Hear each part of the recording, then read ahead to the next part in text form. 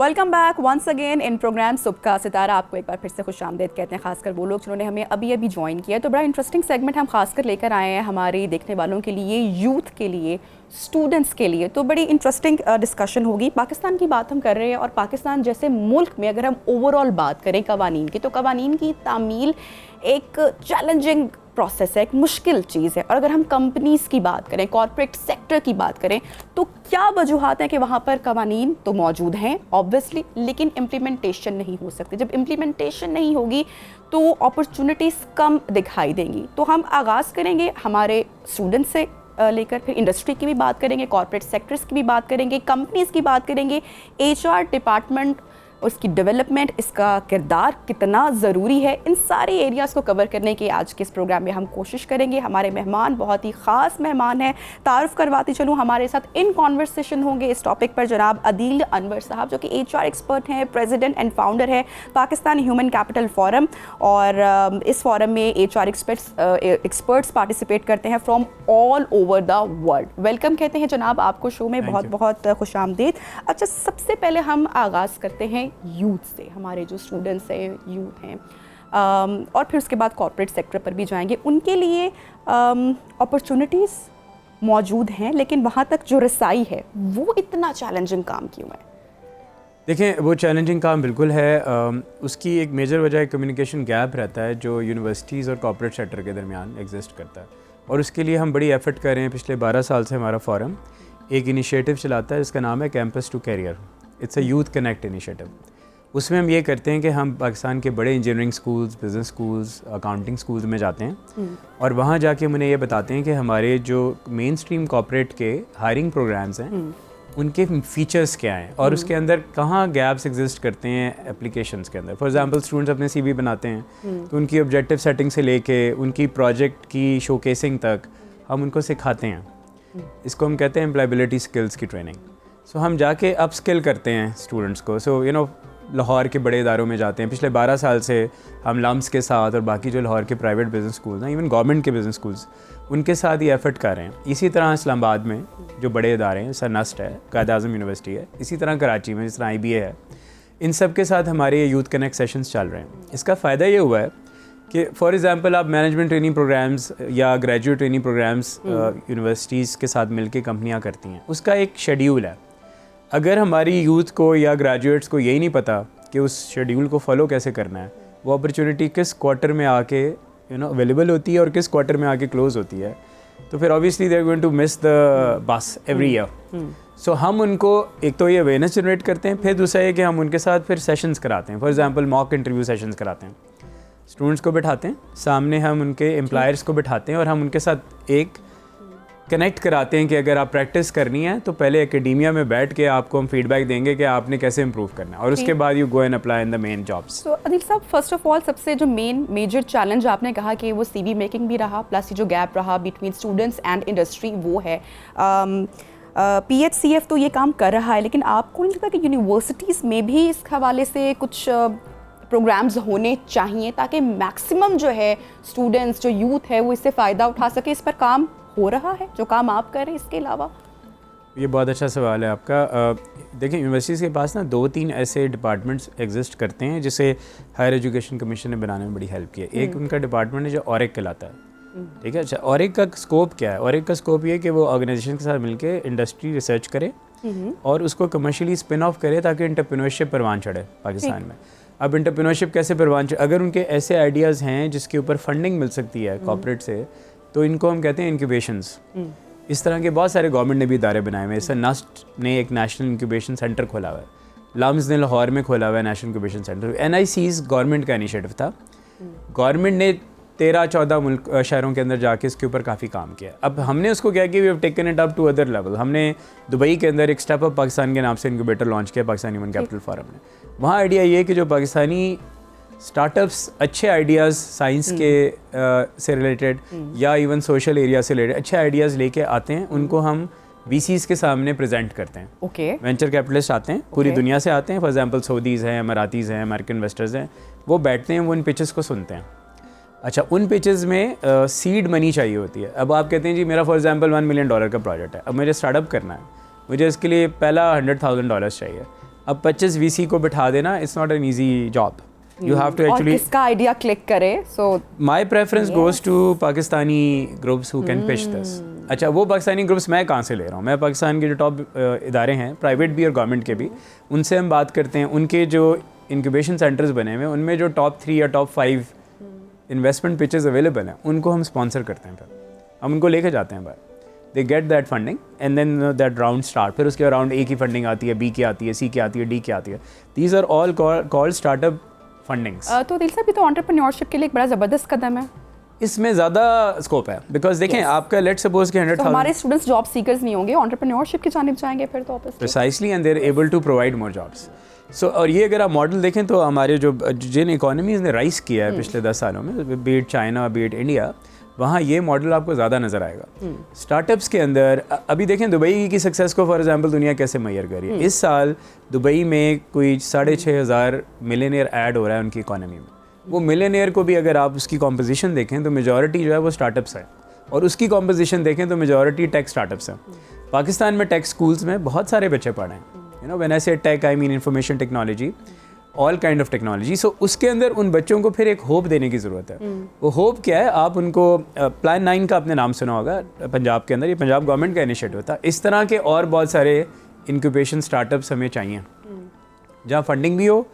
Funding से ज़्यादा नबिया एडवाइस की ज़रूरत है, करेक्ट, एक्सपर्टीज़ की ज़रूरत है. अच्छा, एक्सपर्टीज़ में क्या होता है? पहले तो बच्चों को ये सिखाने की ज़रूरत है कि अगर आपके पास कोई अच्छा बिजनेस वेंचर है तो उसकी पिच कैसे प्रिपेयर करनी है. अच्छा, इन्वेस्टमेंट डेक को बनाते हुए किन चीज़ों का ख्याल रखना है, इस पर बाकायदा ट्रेनिंग्स हैं, दुनिया में कराई जाती हैं, हम भी करवा रहे हैं अपने फॉरम के थ्रू. सो मेरी एडवाइस ये कि जो ऑरिक है इनको अब इंक्यूबेशंस में ज़्यादा टाइम स्पेंड करना चाहिए. दूसरा जो इदारा है जो हर यूनिवर्सिटी में एग्जिस्ट करता है वो है प्लेसमेंट सेंटर. प्लेसमेंट सेंटर को स्ट्रेंथन करने की ज़रूरत है. तो हम क्या कर रहे हैं? अच्छा, हम बात करते हैं जाके यू नो गवर्नमेंट की यूनिवर्सिटियों से भी, प्राइवेट सेक्टर से भी, कि जो आपका प्लेसमेंट सेंटर है उसका काम सिर्फ जॉब फेयर कराना नहीं है साल में एक दफ़ा. ठीक है, उसका काम है कि पूरा साल कॉर्पोरेट के साथ इंगेज रहे. जो कॉर्पोरेट के प्लेटफॉर्म्स हैं, जिस तरह पाकिस्तान ह्यूमन कैपिटल फोरम है, उस तरह बहुत सारे और प्लेटफॉर्म्स हैं. And I am speaking in support of all of them because हम पाकिस्तानी हैं, तो हमें उन सारे प्लेटफॉर्म्स को प्रोमोट करने की ज़रूरत है. सो कॉर्पोरेट और ये जो यूनिवर्सिटी का प्लेसमेंट सेंटर है, इनको आपस में बात करने की ज़रूरत है. बात करेंगे तो मार्केटिंग प्लेटफॉर्म्स भी यू नो स्टूडेंट्स के सामने प्रमोट कर सकेंगे. फाइनेंस के प्लेटफॉर्म्स हैं, जैसा ICAP है, ICMAP है, ये बड़े इदारे हैं फाइनेंस के. मार्केटिंग में मार्केटिंग एसोसिएशन ऑफ पाकिस्तान है. टाई बहुत बड़ा इदारा है IT का. इसी तरह ओपन एक इदारा है IT का. एक पाशा है. एक इंटरनेशनली अगर मैं बात करूँ तो उसके अलावा भी बहुत सारे हैं. तो ये जो 4, 5, 6 बड़े इदारे हैं, ये इंटरनेशनल इन्वेस्टर्स के साथ भी बात करते हैं, ये एकेडेमिया के साथ भी बात करते हैं. Academia has to respond to them. So मेरी हमेशा से ये रिक्वेस्ट रही है, जितने हमारे VCs हैं या डीन्स हैं, उनको मैं हमेशा पुल करता हूँ इन फॉरम्स की तरफ. When they come and see the effectiveness of the forum, you know, then they can bridge those opportunities. Students को हम कहते हैं कि जब वो टर्मिनल सेमेस्टर में आते हैं, लास्ट सेमेस्टर में, अपनी लास्ट डिग्री के लास्ट सेमेस्टर में, तब वो आएँ इन प्लेटफॉर्म्स के अंदर अपना टैलेंट शोकेस करें. CV भेज देना एक बड़ा पैसिव अप्रोच है. ठीक है, what is a proactive approach? Proactive approach ये कि मैं अगर मार्केटिंग में ग्रेजुएट कर रहा हूँ तो मैं अपने आखिरी 1 साल में अपने आप को विजिबल करूँ मार्केटिंग के इकोसिस्टम के अंदर. करेक्ट. ठीक है, I go and touch the employers, I you know create an impression in front of them. वो इम्प्रेशन कैसे क्रिएट होता है? आप अच्छी जगह इंटर्नशिप्स करते हैं, आप अच्छे प्रोजेक्ट्स पिक करते हैं. अच्छा, प्रोजेक्ट्स के अंदर experience and confidence as well. Precisely. अच्छा, प्रोजेक्ट्स के अंदर जो आपकी प्रोजेक्ट्स की फाइंडिंग्स है उनको अपने CV में हाईलाइट करते हैं. यू कांट जस्ट सिंपली से कि मैंने इतने क्रेडिट आवर्स पढ़े हैं या मैंने ये सब्जेक्ट्स पढ़े हैं. उसकी एप्लीकेशन क्या है? Nobody will ask that ना. हाँ, Nobody. देखें, 1 लाख बच्चा निकल रहा है तो वो सब्जेक्ट्स उस 1 लाख बच्चे ने पढ़े हुए हैं. आप कहाँ डिफरेंशिएट हो रहे हैं? आप डिफरेंशिएट हो रहे हैं कि अगर आप कहते हैं कि मैंने XYZ सेक्टर में अपनी ये नॉलेज अप्लाई की, ये लर्निंग थी, ये आउटकम्स थे. So this last part is very important. Absolutely. अच्छा, जैसे Very CV पर important. आपने कहा कि वो CV making is very important, entrepreneurship के हवाले से आपने बात की. अब जिसके एक और इसका मरहला, एक और स्टेज है, वो इंटरव्यू एथिक्स की भी बात है. उस पर भी यू कैन गाइड बेटर, आप बेहतर बता सकते हैं कि यूनिवर्सिटीज़ उस तरह से प्रिपेयर कर रही हैं स्टूडेंट्स को. इंटरपर्सनल स्किल्स के एरिया के अंदर एक बहुत बड़ा गैप है. देखें, व्हेन वी से ना कि आप हाई इम्पैक्ट कम्युनिकेटर हों, तो यूजुअली बच्चों के जहन में आता है कि we should be able to speak well. It's not only that. देखें, अब अगर आप ब्रॉडर देखें तो कम्युनिकेशन के बहुत सारे एलिमेंट्स इंपॉर्टेंट हैं. एक इम्पॉर्टेंट ये कि you are a good listener. ठीक है, अभी आप मेरे जवाब से बहुत अच्छे सवाल पूछ रही हैं because you are listening to me. One, I think area of improvement for all our Gen Z is जो youngest generation है, their ability to comprehend better. And listening is an art. It has to be practiced. तो ये जो हमारा एक concentration span short होता जा रहा है ना, because we are too much dependent now on social media, हमें प्रैक्टिस करने की ज़रूरत है कि अगले की बात को comprehend कैसे करना है. Correct. तो अपनी लिसनिंग स्किल्स को बेहतर करें because most of the time the answer lies in the question. Sorry to cut you here, लेकिन आपको लगता है कि एआई का जिस तरह से अब उसके बाद ये सारे स्किल्स उतने बेटर हो सकते हैं अगर उसका सही इस्तेमाल हो रहा है या नहीं हो रहा, इसको आप कैसे डिफरेंशिएट करेंगे? मैं अब तीसरा एलिमेंट उसी पे आना चाह रहा था कि तीसरा एलिमेंट कम्युनिकेशन का है राइटिंग स्किल्स. ठीक है, when I say writing skills, I don't mean rosy languages. I don't mean very perfect English. I mean practical business creative, communication which has to be creative but which also has to be very precise. देखें, human mind को कोई beat नहीं कर सकता. आप chat GPT पे अगर 100% dependent हो सकता है वो आपको गलत रिसर्च उठा के दे दे. So you need to have an innovative mind but you need to have an expression. तो मैं हमेशा जब I have got around 2000 plus courses that have been screened by me for learning and development in organizations. पिछले 25 साल में 2000 से ज़्यादा courses मैंने ऑफ़र किए हैं मुख्तलिफ कंपनियों में. मैं पिछले 25 सालों में 25,000 से ज़्यादा स्टूडेंट्स को पढ़ाया बिजनेस स्कूल्स के अंदर.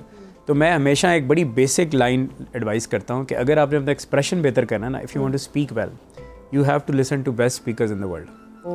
ओरेटर्स को सुने, वो उनका पॉलिटिकल बैकग्राउंड भी हो सकता है, सोशल भी हो सकता है, बिजनेस भी हो सकता है, but listen to best speakers in the world, you catch that expression. If you want to be a good writer you have to read good writers. दुनिया के बेस्ट ऑथर्स को पढ़ें.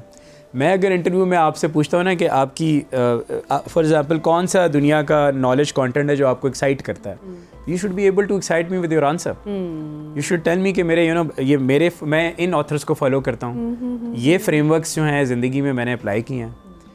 That is a kind of expression we expect from a student. यहाँ पे important बात ये भी कि जितना अर्ली इस चीज़ की अंडरस्टैंडिंग हो जाएगी उतना बेटर है. एब्सोल्युटली. देखें, ए लेवल्स में ओ लेवल्स में इन चीज़ों की प्रैक्टिस क्यों कराई जाती है? हम कैम्ब्रिज, पाकिस्तान में ज़्यादा कैम्ब्रिज सिस्टम है. और अगर चले हम बाकी प्राइवेट स्कूल्स को छोड़ दें, पब्लिक को भी देखें, तो कम्युनिकेशन पे फोकस किया जाता है, एनालिटिकल स्किल्स के ऊपर फोकस किया जाता है और टेक स्किल्स के ऊपर फोकस किया जाता है. ये गुड टू हैव नहीं है, ये मस्ट टू हैव है. इसके बगैर आप सर्वाइव नहीं कर सकते. There is zero tolerance on that.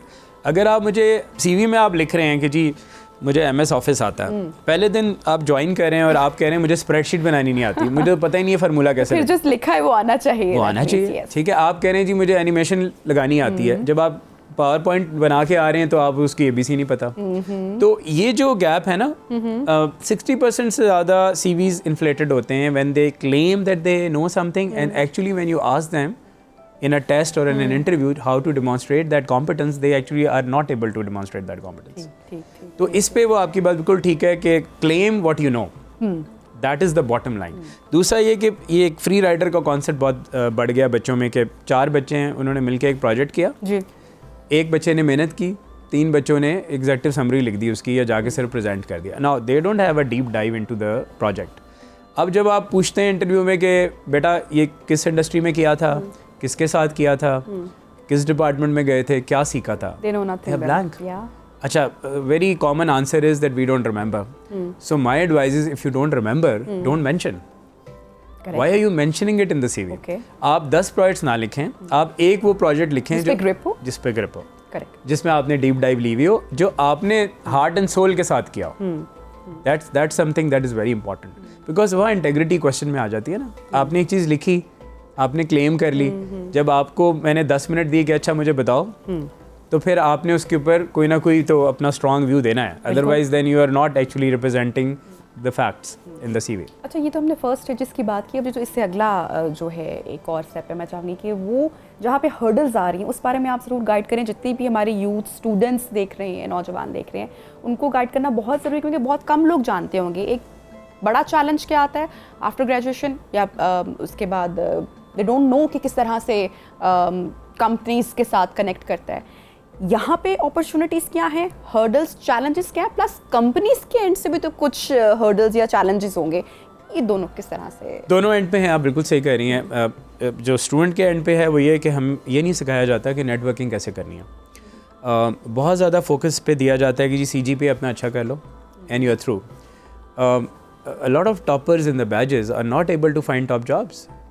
अच्छा, उसका मैं मिक्स बता दूं कि अब मिक्स क्या है असेसमेंट का. शायद 25% उस मिक्स में आपके एकेडमिक्स मैटर करते हैं. 25% ऑफ द 100 स्कोर आपका शायद 25% का स्कोर एट मोस्ट मैं बात कर रहा हूँ, जो आपका CGPA डिटरमिन करेगा. That's the first entry filter. अच्छा, व्हाट एल्स? आप उसके बाद व्हाट अबाउट द अदर 75%? ठीक है, द नेक्स्ट 25% इज यूजुअली अभी ऑनलाइन होगी ये चीज़ें, we call it gamification. You are actually suppose to play a simulation game जिसमें आपकी बहुत सारी स्किल्स जो हैं वो मैयर हो रही होती हैं. आपको एक सिनेरियो थ्रो हो रहा है, उस पर आपने डिसीजन देना है. उस डिसीजन के अंदर आपकी मैनेजमेंट नॉलेज भी चेक हो रही है, आपके एनालिटिक्स भी चेक हो रहे हैं, आपकी अंडरस्टैंडिंग ऑफ मैथ्स भी चेक हो रही है, आपकी अंडरस्टैंडिंग ऑफ लैंग्वेज भी चेक हो रही है. और वो साइमल्टेनियसली आपने एनालाइज करना है और उधर जो भी चॉइसेस हैं उसमें आपने सेलेक्ट करना है. So that is called a kind of a online understanding of your knowledge. इसको आप कर लें सेपरेटली. अब बाकी 50% क्या है? आपको 25% का एक रोल प्ले दिया जाएगा. आई am talking about like top assessment centres जो पाकिस्तान की टॉप कंपनी ऑफर करती हैं. उस रोल प्ले में आपको एक डिफिकल्ट कस्टमर का रोल भी मिल सकता है, एक डिफिकल्ट एम्प्लॉय का रोल भी मिल सकता है. अब आपकी जितनी बिहेवियरल नॉलेज है वो सारी वुड कम इनटू प्ले. अगर आपने उन चीज़ों की प्रैक्टिस नहीं की हुई और वर्सेस उस बच्चे के जिसने प्रैक्टिस की हुई है, who has a better chance? तो द आंसर इज़ ऑब्वियस.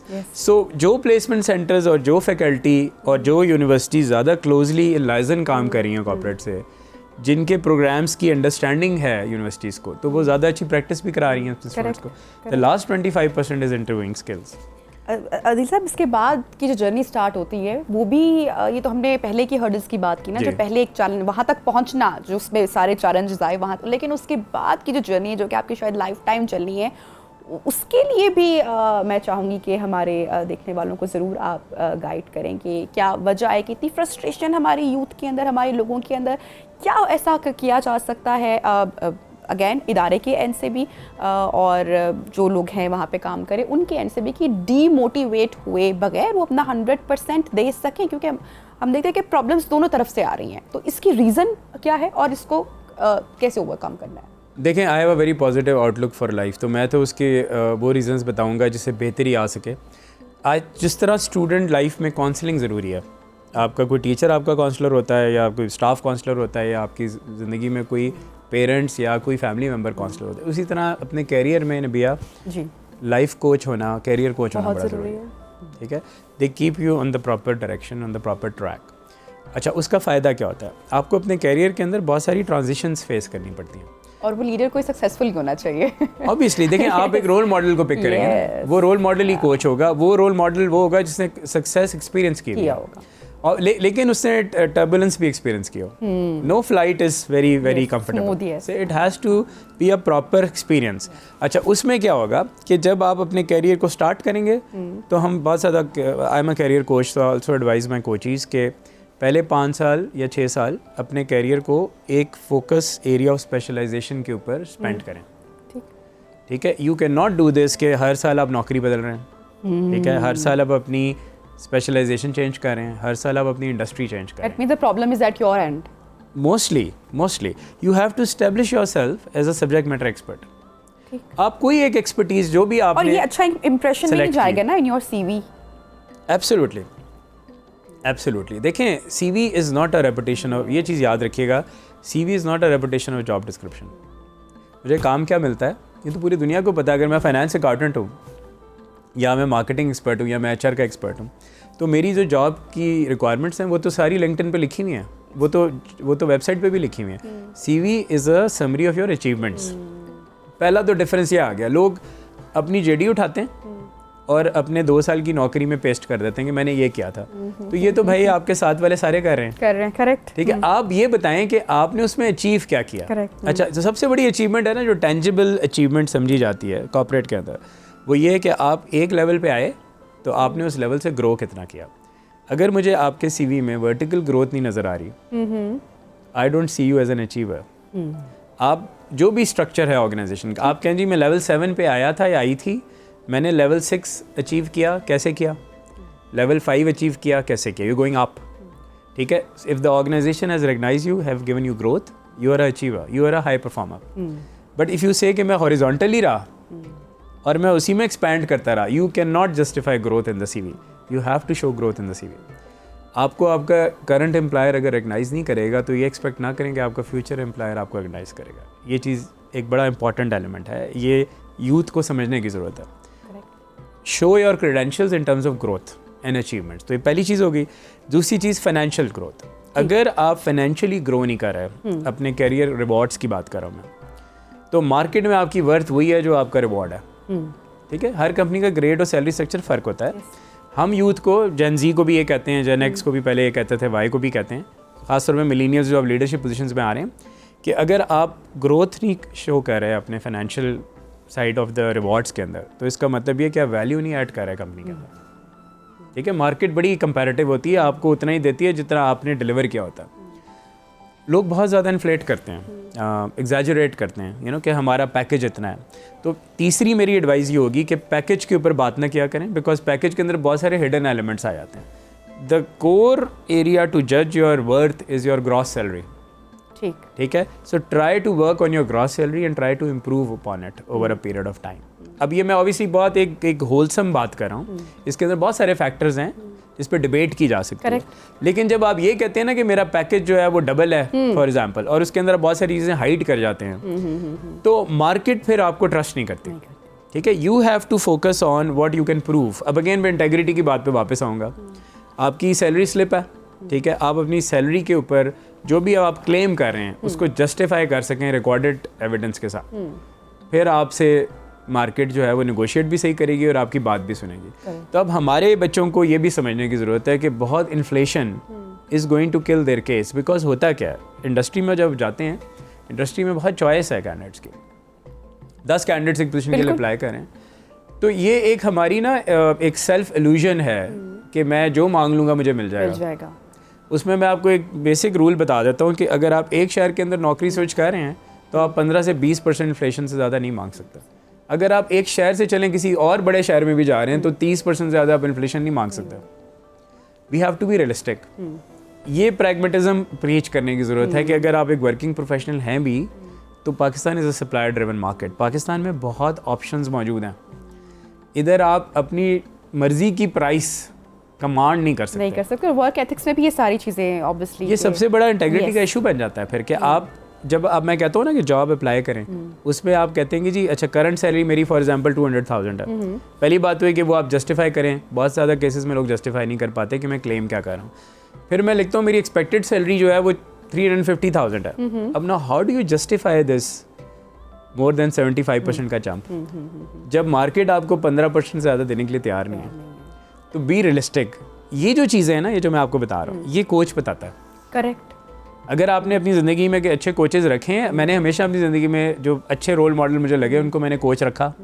आज भी मेरे कोचेज़ हैं। I am now 47 years of age, 25 साल का experience, but now I am talking to those people who are senior than me. जब मैं अपना कैरियर स्टार्ट किया था तब से आज तक मैं कोई 6-7 कोचेज़ के साथ काम कर चुका हूँ। उन्होंने मुझे हमेशा they kept me in sanity. या अगर मैं बहुत ज़्यादा आइडियलिस्टिक हो रहा था, they brought me back to my track and said this is not the right approach. अच्छा, और दिल साहब अगर रियलिस्टिक अप्रोच भी होगी तो जिस तरह से हमने पहले बात की थी अभी अपनी प्रोग्राम में कि जो फ्रस्ट्रेशन या डिमोटिवेशन हम देख रहे हैं, रियलिस्टिक अप्रोच के साथ वो काफ़ी हद तक कम हो जाएगी। देखें, जो भी चीज़ आप ऑन द पेपर ड्रॉ कर सकें और उसके ऊपर प्लानिंग कर सकें, वो रियलिस्टिक होती है। ठीक है, जिस चीज़ को आप क्वांटिफाई कर सकें वो रियलिस्टिक होती है। जिसको आप क्वांटिफाई नहीं कर सकते वो रियलिस्टिक नहीं है। So my suggestion is कि quantify your plans, quantify your efforts, have a long-term view of your career. That's the only way to do it. There is no other way to do it. अच्छा आदिल साहब, बड़ा important है कि हम other side की भी बात करें, हम कॉर्पोरेट सेक्टर की भी बात कर लेते हैं, कंपनीज की भी बात कर लेते हैं। HR, ह्यूमन रिसोर्स डिपार्टमेंट, उसकी डेवलपमेंट कितना इम्पॉर्टेंट है और कंपनी के कल्चर को कितना अहम किरदार है इसका कि उसकी डेवलपमेंट होना बहुत ज़रूरी है। देखें, कल्चर के बगैर तो ऑर्गेनाइजेशंस बनती ही नहीं है। तो वो पुराना ज़माना था जब HR टाइम ऑफिस होता था और लेबर ऑफिस होता था। आज HR, उसका नाम ही पीपल एंड कल्चर है ना भैया। तो जो अब बड़े इदारे हैं उसको पीपल एंड कल्चर डिपार्टमेंट कहते हैं या उसको ह्यूमन कैपिटल डिपार्टमेंट कहते हैं, because humans are the success factor for any organization. ठीक है, सो क्यों कहते हैं? इसलिए कहते हैं बिकॉज जब आप ह्यूमन एक्सेलेंस पे काम करते हैं ना, जब पीपल इंगेजमेंट पे काम करते हैं, तो जो रिटर्न्स हैं वो 2x, 3x, 4x हो जाते हैं। अच्छा, जो सर्विस सेक्टर है उसमें तो सबसे बड़ी इन्वेस्टमेंट ही लोग हैं। IT है ना, जिस तरह फॉर एग्जाम्पल 80% कॉस्ट IT की कंपनी की लोग हैं, उनका पेरोल है। अगर आप लोगों के ऊपर काम करेंगे तो आप नए प्रोडक्ट्स डेवलप करेंगे, आप इनोवेशन लाएंगे, आप इदारे को कहाँ से कहाँ ले जाएंगे। दुनिया की सारी बड़ी अमेरिकन कंपनीज उठा के देख लें, किसी और बड़े मुल्क को उठा के देख लें, वहाँ पीपल के ऊपर इन्वेस्टमेंट हुई है। तो culture is the major driver. अच्छा, कल्चर ना सिर्फ अट्रैक्ट करता है, कल्चर रिटेन भी करता है। करेक्ट, ठीक है। अगर आप जेन ज़ी को मैं देखता हूँ खासतौर पे, वो they want to work in a very healthy work environment, जहाँ उनकी वेलबींग पे भी काम हो रहा हो, जहाँ वो डेली रिकग्नाइज भी हो रहे हों। ये बड़ा एक कॉमन फीचर है जेन ज़ी का। They want instant recognition. वो ये नहीं कि साल के बाद मुझे परफॉर्मेंस रिव्यू में आपने कहना है कि you done a great job. तो वो जो मैं रोज़ाना विंस कर रहा था, उसको कौन करेगा रिकग्नाइज। सो अब हमने उस तरह के कल्चर बना दी हुए वर्क एनवायरनमेंट्स के अंदर, ऑर्गेनाइजेशंस के अंदर, जहाँ पे हमारी डेली रिकग्निशंस भी हो रही हैं, वीकली प्लेटफॉर्म्स भी क्रिएट कर दी, मंथली प्लेटफॉर्म्स भी क्रिएट कर दी। Why? Because human recognition is the major element of motivation for any human being. तो आपने बड़ा अच्छा सवाल किया है कि कल्चर कैसे ड्राइव करेंगे।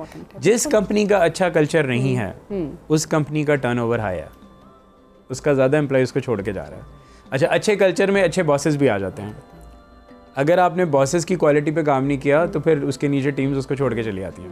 तो जिस कंपनी में अच्छी लीडरशिप नहीं है, वो भी कल्चर का हिस्सा है, उसके अंदर अच्छी टीम्स नहीं बिल्ड हो सकती। अच्छा, ये वही बात हुई कि जब हमने सीवी की बात की ना, कि आपने बोला कि वो इम्पॉर्टेंट नहीं है, उसके बाद बहुत सारी इंपॉर्टेंट चीज़ें हैं, वो भी है, लेकिन उसके बाद भी तो जैसे कि आपके सीवी के पहुंचने से पहले आपकी रेपुटेशन ट्रेवल कर जाती है। तो यही जो रेपुटेशन है, यही जो एक कल्चर है, ये कंपनीज का भी है जो कि ट्रेवल कर रहा होता है। तो ये बहुत इंपॉर्टेंट है। अनदर बहुत अच्छा सवाल किया आपने। दो कंपोनेंट हैं रेपुटेशन के, दो कंपोनेंट। एक कंपोनेंट है आपकी फंक्शनल एक्सीलेंस, आपकी कॉम्पिटेंस। आज के ज़माने में इतना आसान है किसी के बारे में पता करना। लिंक्डइन पे मैं आपका नाम लिखूं तो मुझे शायद 3000 कॉमन कनेक्शंस मिल जाएंगे आपके साथ। ठीक है, I can pick up my phone, आपसे नहीं पूछूंगा। आप जो मुझे रेफरेंस दे रही हैं वो मेरी लास्ट चॉइस है। ठीक है, मैं उनसे पूछूंगा जिनके साथ मैं कंफर्टेबल हूँ, या जो मुझे पता होगा कि ये मुझे डिटेल में बताएगा, सही बताएगा। तो I can easily find about you because of the social media. Same is the case for our candidates.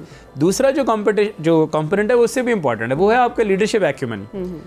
जब आप सीनियर हो जाते हैं तो फिर मैं ये सवाल नहीं पूछूंगा कि आपने क्या किया, मैं ये पूछूंगा आपने लीडर्स कितने क्रिएट किया ऑर्गेनाइजेशन के अंदर। यानी अगर आपको 4 लोग रिपोर्ट कर रहे थे तो क्या उनमें से एक आधा बंदा सक्सेसर बना जो आज आप चले जाएं तो आपको रिप्लेस करने के लिए तैयार हो? अगर आपका जवाब है ना नहीं, मैंने कोई सक्सेसर नहीं तैयार किया, that means what? You are a weak leader. आप क्लेम कर लें कि मैं लेवल 5 का लीडर हूँ, लेकिन अगर आपने ऑन द ग्राउंड तैयार किसी को नहीं किया, if you are not able to create leaders in the organization, you are not a good leader. तो ये भी हम कहते हैं प्रोफेशनल्स को, 10 years डाउन द रोड आपकी जो सक्सेस है वो मैयर होगी दूसरों को तैयार करने से। करेक्ट, ये आपने शो करना है। Thank you so much Adeel Anwar साहब हमारे साथ in conversation. It was a very interesting conversation, specially youth के लिए, हमारे स्टूडेंट्स के लिए। बहुत सारी जो बातें हैं, टिप्स हैं, वो हमारे साथ शेयर कर रहे थे। प्रोग्राम का टाइम ख़त्म हो रहा है। अपना बहुत सारा ख्याल रखिएगा, दुआ में याद रखिएगा। अल्लाह हाफ़िज़।